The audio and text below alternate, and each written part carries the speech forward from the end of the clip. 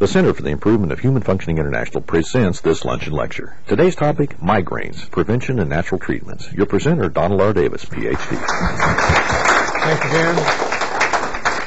Thank you all. As Jan mentioned, I'm from the University of Texas at Austin. I recently retired there. My field was nutrition research. And the way I got interested in today's topic is that I have a friend who lives in Colorado who had a friend who suffered from migraine headaches. And this friend happened to discover that riboflavin, one of the nutrients, seemed to help her a lot. And he then told several other friends of his who suffered from migraine headaches and suggested that they try riboflavin, and lo and behold, it helped many of them as well. So he and I did some looking into the literature on riboflavin for treating migraine headaches and preventing them, and we discovered that there's quite a bit more nutritional information known about various ways of preventing and treating migraine headaches. So that evolved into this talk today. I assume that many of you here are migraine sufferers, is that right? Yeah, quite a few. Or if you're not, you probably know someone who is. I didn't realize how common migraine headaches were. A little bit of background there, for those of you who don't know, they're typically throbbing, one-sided headaches, often with nausea and photophobia. That means sensitivity to light. It can also involve sensitivity to sounds. And sometimes people just want to go into a dark bedroom and close the door and no sound, and they just maybe last for a day or sometimes 2 or 3 days. These headaches can range from minor annoyances to serious disruption of a person's life and their ability to hold a job. About 1/3 of sufferers experience what is called aura, which occurs typically over about 5 to 20 minutes before the onset of the headache. It involves temporary disturbances of vision. You may see flashing lights or spots or lines in your vision. It can also involve tingling in your hands or face. Many different kinds of neurological symptoms can go along with this aura. About 1/3, as I mentioned, experience this aura. Slightly more than that experience what is called a prodrome, which may happen for about 1 day before the onset of the headache. Now, they are about 3 times as common in women as they are in men, mostly related to the menstrual cycle. Typically, the most common, the highest incidence of migraine headaches is between about age 25 and age 50. And after age 50 in women, the rate goes back down to the rate in men. So quite a bit of it is related to the menstrual cycle. The 1-year incidence of migraine headaches is said to be about 6% in men, about 18% of women, and can begin in children. 4 to 5% of children under 12 experience these headaches. Now, what causes these physiologically is not completely understood. The most recent theory is what they call a brain dysfunction or depolarization. Apparently, there is an impaired ability of brain cells to produce energy. The mitochondria are the little powerhouses of the cells in our brains, and for some reason they don't seem to be doing their job as well as they should, resulting in brain cells that are not functioning properly. One of the consequences of this is vasoconstriction, meaning constriction of blood vessels, and initially there's a constriction, an initial spasm, and constriction, which is thought to result in the aura. And then that is followed by a compensation of vasodilation. The blood vessels dilate, but it goes too far, and there's inflammation that's caused, and this is what results in the pain, which may last, as I mentioned, up to 3 days. There also seems to be some involvement of brain serotonin, which is a neurotransmitter that's associated with calmness, relaxation, and so forth. I'll mention a little bit about that later. Now, I imagine many of you here who suffer from migraines are aware that there are things that trigger them in you. There are many, many different kinds of triggers: allergic reactions, odors, perfumes, bright lights, loud noises, menstrual cycle, caffeine or alcohol, emotional or physical stress, lack of sleep. Red wine, aged cheese, and smoked fish contain a chemical called tyramine, which seems to be a trigger for some people. MSG can be a trigger. Chocolate, nuts, peanuts, and other foods. The center's founder, Dr. Hugh Reardon, his headaches were primarily triggered by chocolate. Most any other kind of stress, skipped meals, dehydration, weather changes, particularly when the humidity is high and the temperature is either high or low. Have any of you had triggers that are not mentioned here? I'm sure that this doesn't cover everything. Anybody? Yeah? Onions. Onions? Okay. It can be highly individual. Now, if you go to a conventional doctor with migraines, they have a range of drugs that they can use in addition to the over-counter painkillers that people often use. There are prescription treatments for during the headaches. I've listed some of them here. The triptan drugs, for example, Imitrex is the first one, sumatriptan. There are painkillers of the opioid type. These are usually effective for many people, but they have a lot of side effects. They're also very expensive. Imitrex, I understand, is about $20 a pill. They can cause dependence, and they can occasionally cause some very serious side effects, such as heart attack. There are also preventive treatments that people take every day in hopes of preventing migraine headaches. I've listed some of them here. These usually do not work very well, and they too have side effects. So obviously, we need better treatments and better prevention, and from the point of view of the center here, obviously it would be much better if we could learn about what it is that causes them and to be able to prevent them, to get at the cause rather than just treating the symptoms, which is what you're doing when you're using these drugs. So I'll be talking about these kinds of natural treatments and prevention, lifestyle modifications, dietary modifications, nutritional supplements, especially magnesium and riboflavin, and some others. Feverfew is an herb that has been used with success in preventing migraines. And finally, I'll mention an intravenous treatment for stopping a headache cold, often within about 2 minutes, with an intravenous treatment of magnesium or sometimes with other things added to it. Now, the dietary factors, the food allergy is usually unrecognized by the victim. It's not easy to recognize the food that you're allergic to, especially if it's something that you eat commonly. And one of the problems is that it can be irregular. You may have a reaction to a food one day and not have a reaction to the same food another day.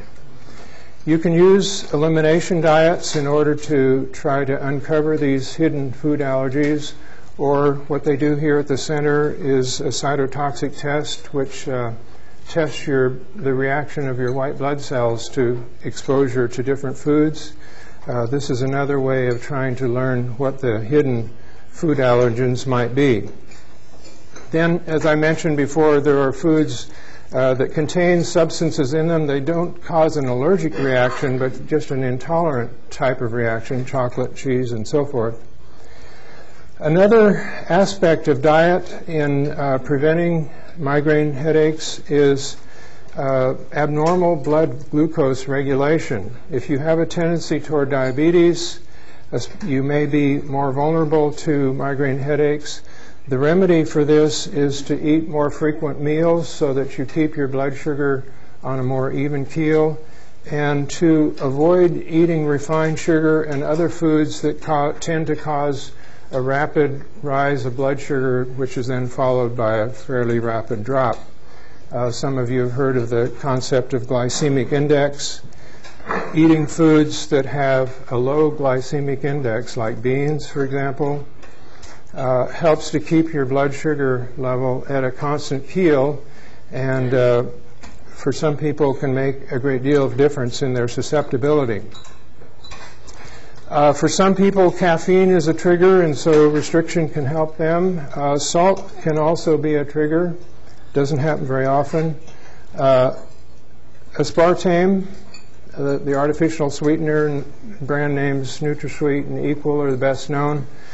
These can also be triggers, and so avoiding them can make a big difference for those people who are sensitive to them.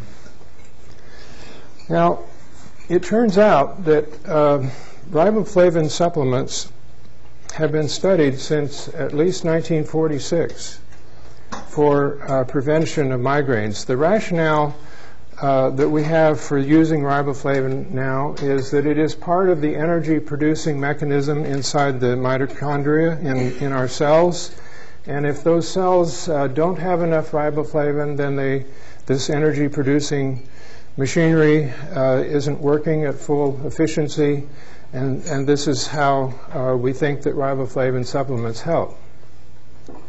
It plays a role in energy metabolism in our brain. The first study, published in 1946, it was amazing, one of the earliest nutrition studies around, used 5 milligrams 3 times a day. This was a study in 15 subjects, and 10 out of the 15 had no migraines during the period of the study, which was about 3 months, and the other 5 were improved. 10 years later, there was another study that used 10 milligrams a day, 10 milligrams 3 times a day, so that's 30 milligrams a day total. This involved 100 subjects.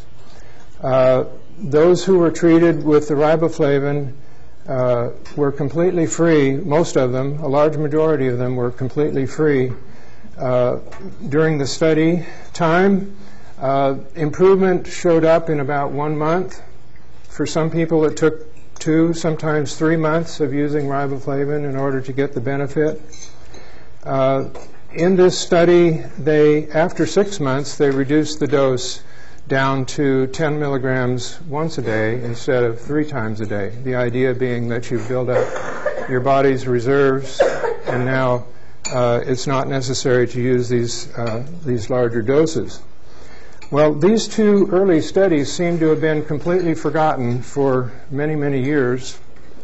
And then, beginning in 1994, there were 3 studies that used 400 milligrams a day of riboflavin. This is a really large dose. The recommended daily allowance is less than 2 milligrams a day. So we're talking about more than 200 times the normal recommended amount. Why they picked 400 milligrams a day is not at all clear. These 3 studies involved 49, 23, and 55 subjects, and all of them found a large reduction in the frequency and severity of the headaches. Now, magnesium supplements have also been studied for quite a bit of time, and again, the rationale for this is that we have now is that some of the triggers for migraine attacks involve depletion of magnesium in our body.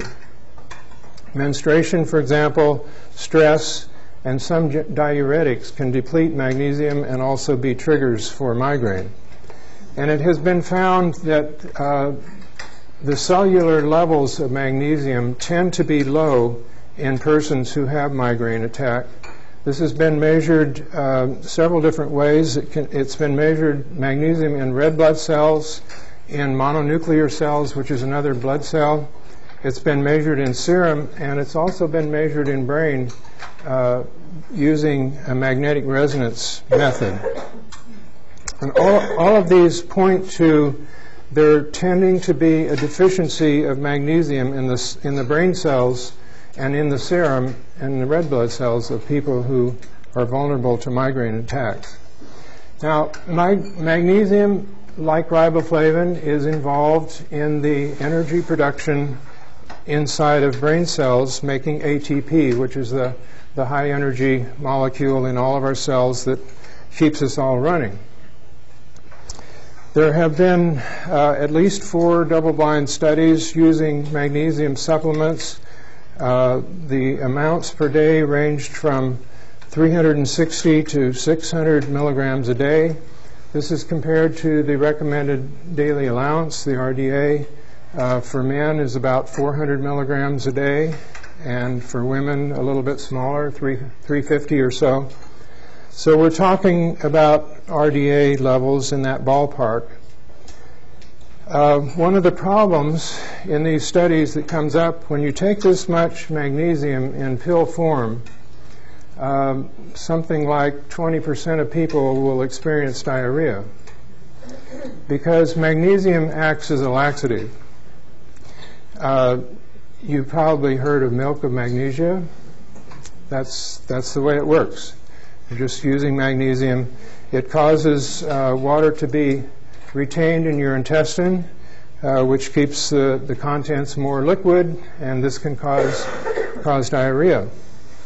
There's a possible remedy for this, and that is to combine the magnesium with calcium, because calcium has a counter effect to magnesium. Some people, if they take a large amount of calcium without any magnesium, it'll cause constipation. At our nutrition clinic at the University of Texas, we never prescribed calcium or magnesium alone. We always prescribed them together because it was better tolerated by people. And the typical recommended ratio is about 2 milligrams of calcium per 1 milligram of magnesium. So none of the studies have used that method, but it probably would still be beneficial and overcome this tendency toward diarrhea that magnesium can cause in some people. Now, better than taking supplements would be if you could get enough magnesium in your diet. And I mentioned the RDA is about 400 milligrams a day, and this is one of the nutrients that in the United States most people do not get the RDA. And the primary reason for that is that in the United States and in other developed countries, we eat a lot of refined foods that have had the magnesium removed from it. The biggest sources of refined food without magnesium are refined sugars. You get that in soft drinks, for example, and other sweetened foods. White rice and white flour have both had about 80% of the magnesium removed from them when the bran and the germ is removed. So, and then of course added fats and oils, butter and all kinds of oils don't have any magnesium at all. And people get, in this country, they get a lot of calories from these things that I've talked about, sugar, white flour, and oil and shortening. And so over half of the diet consumed in the United States has very little magnesium in it. So what you can do about that is to increase the amount in your diet by eating whole grains instead of refined grains. Beans, peas, soybeans, and tofu are good sources of magnesium. so are nuts and peanuts and seeds like sunflower seeds and pumpkin seeds. Potato is a good source of magnesium, and many vegetables and fruits, but not all of them. Among animal foods, the best sources are fish, shrimp, oysters, and milk. Chicken and beef have relatively little. So these are ways that you can go about increasing the amount of magnesium in your diet, and this would be the best way to do it, getting it every meal instead of just once a day, say, in a pill. Now, feverfew is an herb that has been studied the most for preventing migraine headaches, and I'd like to go over that a little bit. I've shown a picture here of the plant. It's a small flowering shrub with leaves that people eat, either fresh or dried. The first study that was done with feverfew involved 59 subjects. They used 89 milligrams of dried leaves, compared that against placebo, and after 2 to 4 months, they found on the average about 24% fewer migraine attacks with the herb. Now, keep in mind when I quote statistics like this means that it probably worked pretty well for some people and probably didn't work at all for other people. You just never know. This 24%, this is the average over 59 subjects. And the next study is kind of interesting. This was done in England. They found 17 subjects who were eating daily fresh feverfew leaves in order to prevent migraines, and they convinced these 17 people to be part of a study in which they would stop consuming the dried leaves and either take, the fresh leaves, and they would take either dried leaves in a capsule or dried something else in a capsule that was a placebo, and they wouldn't know which was which. Well, it turned out that 9 subjects out of the 17 got the placebo capsule with the dried leaves in them that were not feverfew, and they got worse, and the people who continued on the dried leaves remained the same. So this was further evidence of the effectiveness of these feverfew leaves for preventing migraine attacks. Then there was another study, 57 subjects that used 100 milligrams of dried feverfew compared to placebo, and again there was benefit measured after a month or 2 of treatment. Reduced pain and nausea were the main benefits that they measured. And then finally there was another study with 50 subjects where they used 140 milligrams a day of an alcohol extract of the herb, and it didn't seem to help. So the whole leaves seems to help, whereas the alcohol extract did not. Now, fairly recently, someone decided to make a pill, make a combination study of riboflavin plus magnesium plus feverfew. And what they did was they gave 52 subjects for 3 months 400 milligrams a day of riboflavin, 300 milligrams a day of magnesium, and 100 milligrams a day of feverfew. That was the treatment. And unfortunately, stupidly, they chose as their placebo 25 milligrams a day of riboflavin. The reason they did that was because when you take a large amount of riboflavin, a lot of it comes out in your urine and it makes your urine yellow. So the idea of the 25 milligrams placebo was that this would color everybody's urine yellow and they wouldn't know whether they were getting the real stuff or not. But it was stupid because apparently they didn't know of these earlier studies back in the 40s and 50s where less than 25 milligrams a day, or around that amount, was also effective. So, no surprise, they found that there was a benefit, but it occurred in both groups. So, nevertheless, there is a company that is selling as a combination product, MigRelief, 2 tablets a day, contains almost exactly the amounts of the 3 things that I've shown you here.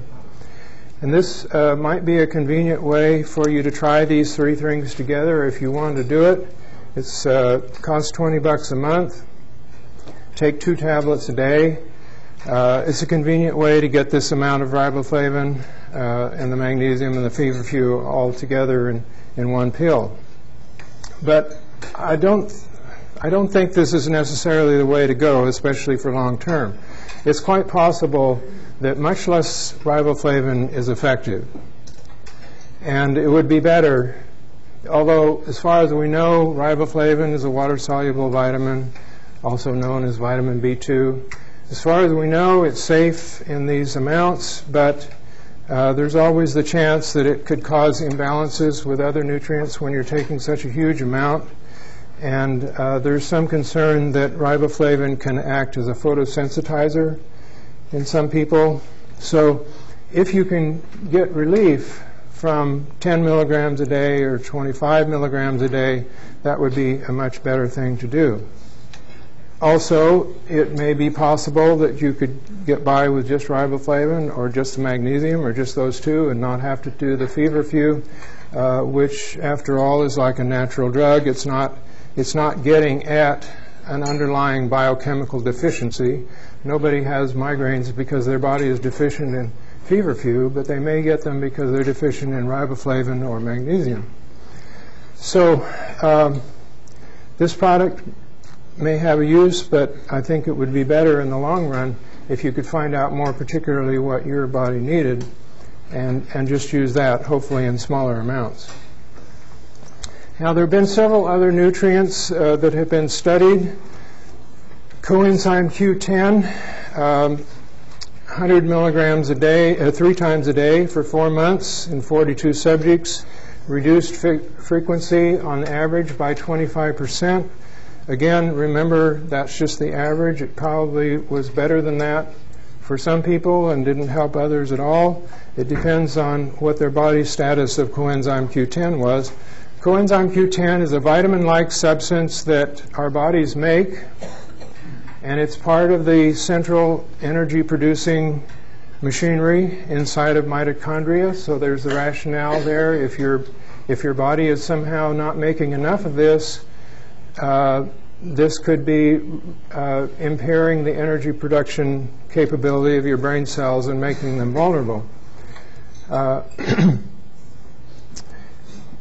But remember, it's not going to work in everybody. It just depends on what your status is. If you're low in it, then it's going to help. If you're not, it's not going to help. Similarly, alpha-lipoic acid has been studied.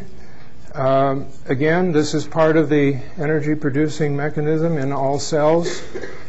Tryptophan has been studied in at least 2 studies. One of them used 3 grams a day. The other one used 500 milligrams every 6 hours. That's half a gram every 6 hours. Now, tryptophan is a precursor of serotonin that I mentioned at the beginning, which seems to be involved in the vasodilation, vasoconstriction mechanism. So there is a rationale that for people who have low brain levels of serotonin, taking tryptophan might be a help. Now, there have been relatively few studies of other nutrients I've mentioned here: fish oil, vitamin C, vitamin B12, and melatonin. I was talking to Dr. Ron, who is the chief physician here at the center. He said that they have recently had good experience giving large doses of fish oil to some people.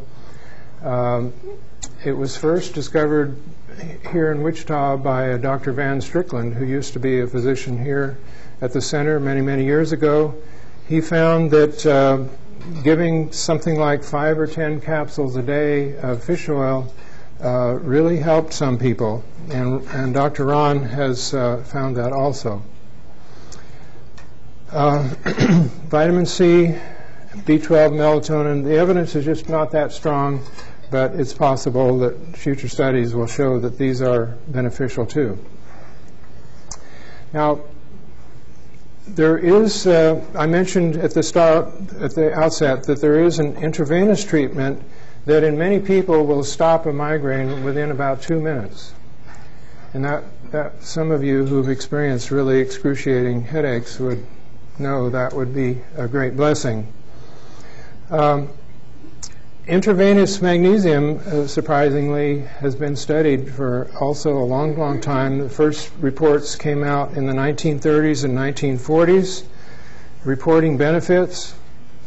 More recently, in the 10 years, 1995 to 2005, there were 5 published studies. Most of them used about 1 gram of magnesium, which is about 2.5 times the RDA. Injected intravenously over a period of about 5 to 10 minutes. It reduced pain, nausea, light sensitivity in many people, some as early as 2 minutes, some taking up to 10 minutes, and often lasting for a day. At the beginning, I mentioned my friend who had studied this, and then we looked into the literature. We found a Dr. Alan Gaby, who is one of the pioneers of nutritional medicine and has written several books on nutrition, which I've listed in a later slide. He has had a special interest in magnesium in intravenous solutions, and he uses what he calls Meyer's cocktail, which is modeled after another doctor named Meyer.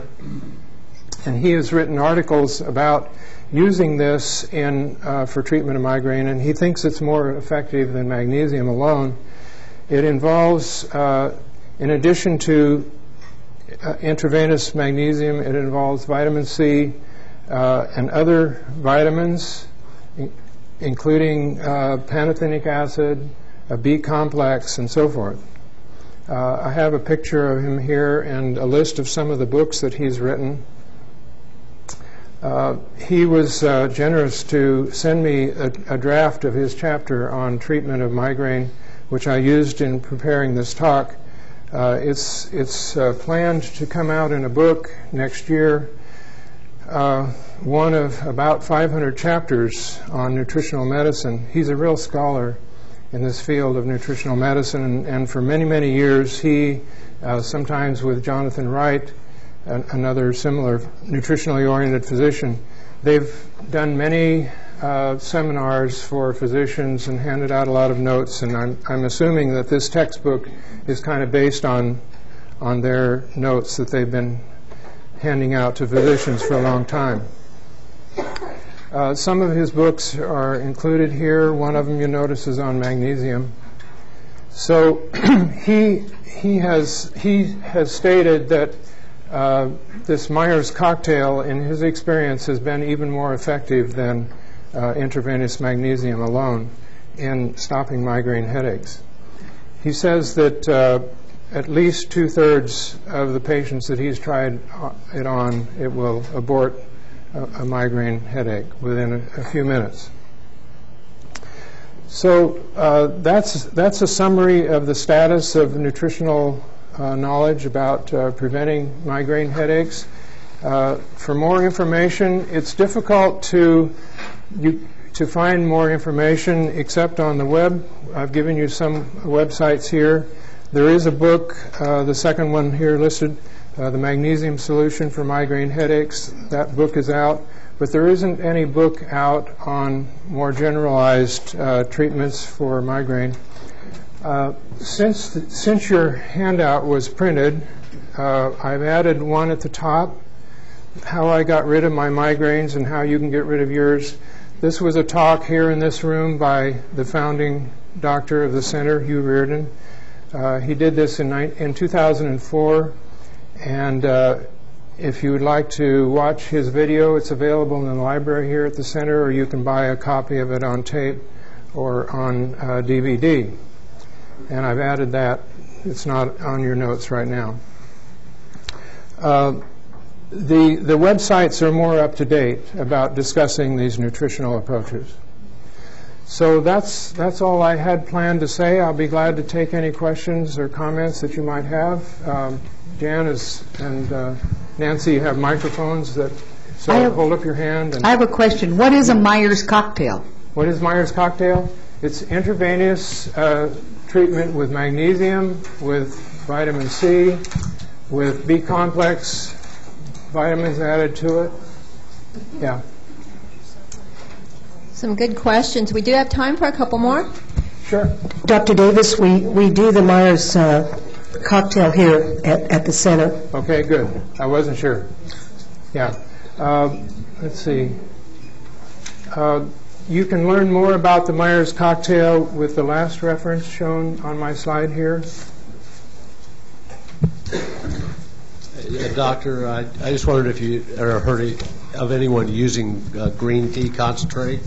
Green tea concentrate? For migraines? Yes, I have heard about it. I don't know of any research on it. So have you experience with it? Well, my mother's got migraines, severe ones, and I know some people that are using green tea, and I just wondered if you had any experience. No. It's quite possible that this is a fairly good source of magnesium.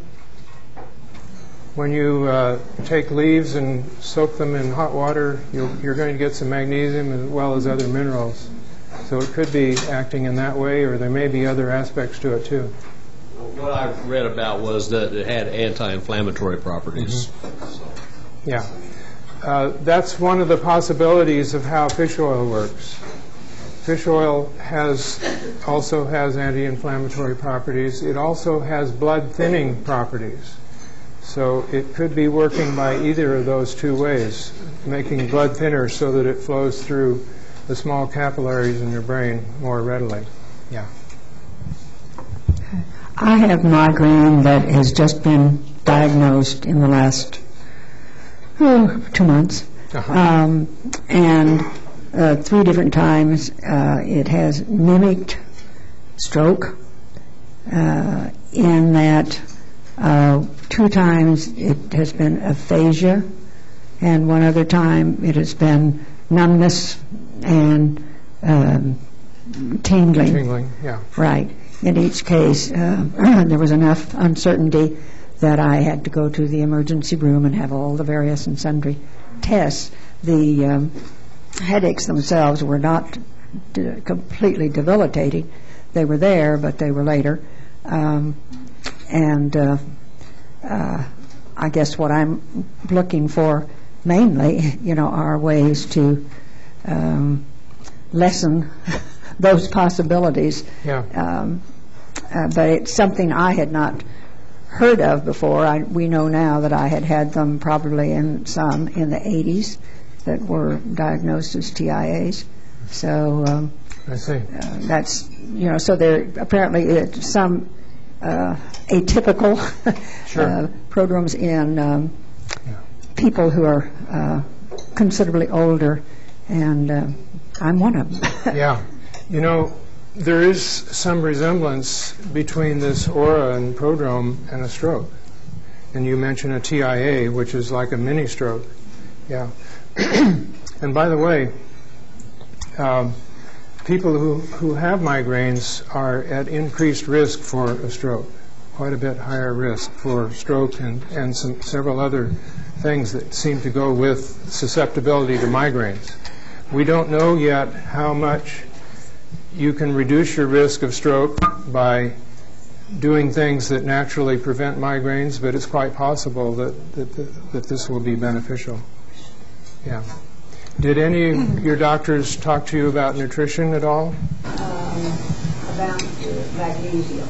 Okay. It wasn't specifically or highly recommended. Yeah. She said magnesium. One doctor suggested magnesium.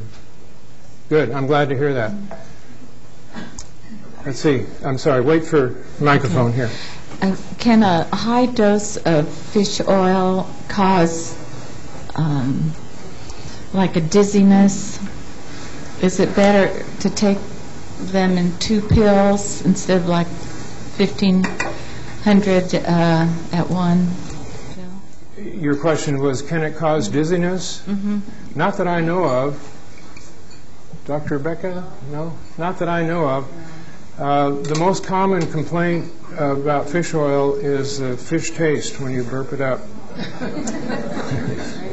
And what you can do about that is to take it early in a meal or in the middle of a meal and bury it with food so that it's not so likely to come back up again.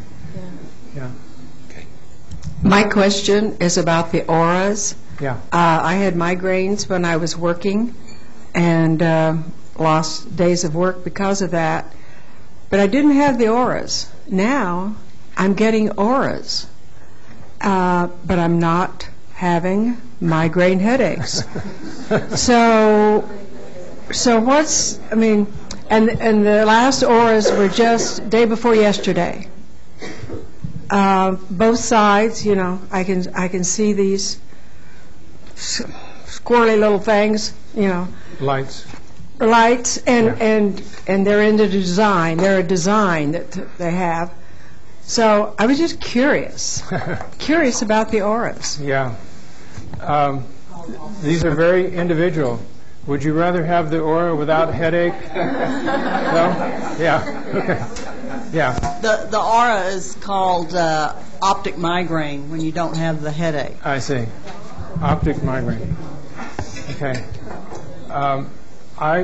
If I were in that situation, I would probably treat it the same way and look for nutritional solutions to it in order to prevent it, because it's not just the aura itself, but it's an indication that something's not working right in your brain, and if you can remedy that, it would be great. I was wondering what the role of dopamine is in a migraine. I've taken Topamax in the past for it, but I don't quite understand the relationship of dopamine in the functioning of a migraine. You say a doctor has recommended dopamine for you? Topamax. And I was told it functions with the dopamine in the brain somehow.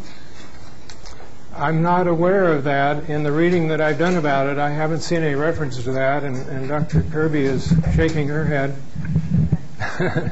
Did your doctor, did he tell her that it was, you had an unusual type, or what justification was there for dopamine? Well, he put me on Topamax, and I was told that it acted on the dopamine. I don't know what it acts on. Oh, I see. Okay. So I just wondered if it was the dopamine or if it was something else. Yeah, I don't, who knows?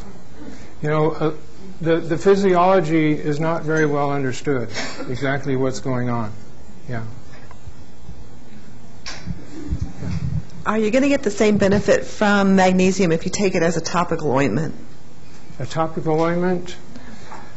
I would guess not. There are a few minerals like iodine that you can absorb through your skin, but you're talking about very small amounts. One of the recent ads in the health thing that I saw, y'all's ad for this event, was saying you need to take it with, it's a seawater, and it cured everything, as well as migraines and stuff, and I just was curious about applying it that way. I see. I would guess that it would be very difficult to get significant amounts through your skin. With iodine, you're talking about microgram amounts, but with magnesium, we're talking about 300 or 400 milligrams a day, and I doubt very much you could absorb that much through your skin. I have a relative whose migraines seem to be triggered by the barometer going down. Is this a nutritional deficiency? She takes Maxalt almost every day. That weather changes are certainly one of the known triggers, and as far as I know, the nutritional approaches are just as worth trying for that as any other. The weather change or the chocolate or whatever is just a trigger that somehow involves these vasospasms and brain cells that are not making enough energy for themselves, and so if you can remedy that by taking riboflavin, by taking coenzyme Q10, by taking magnesium, then it doesn't matter what the trigger is. Chances are you can at least reduce your sensitivity to it. I wanted to ask you, please, I have a friend whose daughter had terrible migraines, and she sent her daughter out here to the center to see Dr. Ron. Now, Dr. Ron gave her a combination of 3 things. One was fish oil, and I do not remember the other 2, but the things that she would just put in her orange juice for breakfast. She stopped having migraines, and they had been so bad she would miss 2 and 3 days of school. She would be so bad. So Dr. Ron has some kind of a formula that might help some of these people, like they helped my friend, but I can't remember what the other 2 ingredients are, but he would know. I would guess magnesium and riboflavin along with the fish oil. Yeah, and with the fish oils, maybe cod liver oil. Yeah. I was at Walmart recently looking at plants and found a whole thing of herb seeds for different things.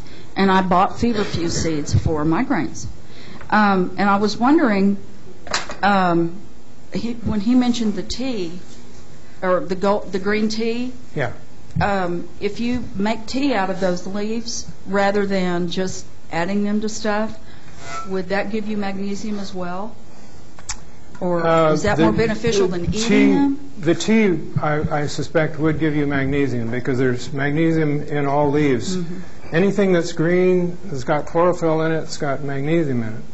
Okay. The green color, magnesium is a part of chlorophyll. So that would maybe be a better way to use the feverfew than just to eat it? I don't think there's anybody who thinks that magnesium is the most active, important part of feverfew. There's some people who think that they know what chemical in feverfew is acting, and it's not magnesium. The magnesium might complement it. That's what I was wondering. Yeah. But, I mentioned there was a study that used an alcohol extract of feverfew, and it didn't help. And so a water extract might not either. Yeah. Is there a difference between migraine headaches and cluster headaches? And do the nutritional therapies work for cluster headaches? I don't know. These cluster headaches are related to migraine, right? Yeah. It's a type of migraine, right? And in none of the research articles that I saw was there a breakdown of the only breakdown that I saw was with aura versus without aura, and they said that some things worked better in patients who had aura than it did in those who did not, but I don't remember seeing anything about cluster versus not.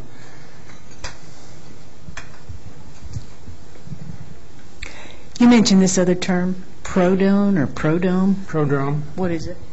That's a kind of a pre-aura where people they notice something's different for about a day before they get the headache. Not everybody gets it. About half of people get it.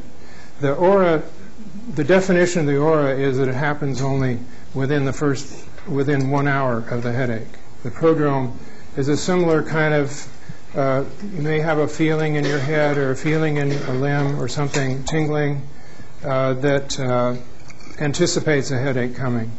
The preceding program was presented by the Center for the Improvement of Human Functioning International in the Bright Spot for Health Lunch and Lecture Series. To inquire about additional health-related information available on DVD, audio CD, VHS, or audio cassette, simply call 316-682-3100 or drop by 3100 North Hillside in Wichita, Kansas. To discover more about the Center and what we have to offer, be sure and visit us on the web at www.brightspot.org.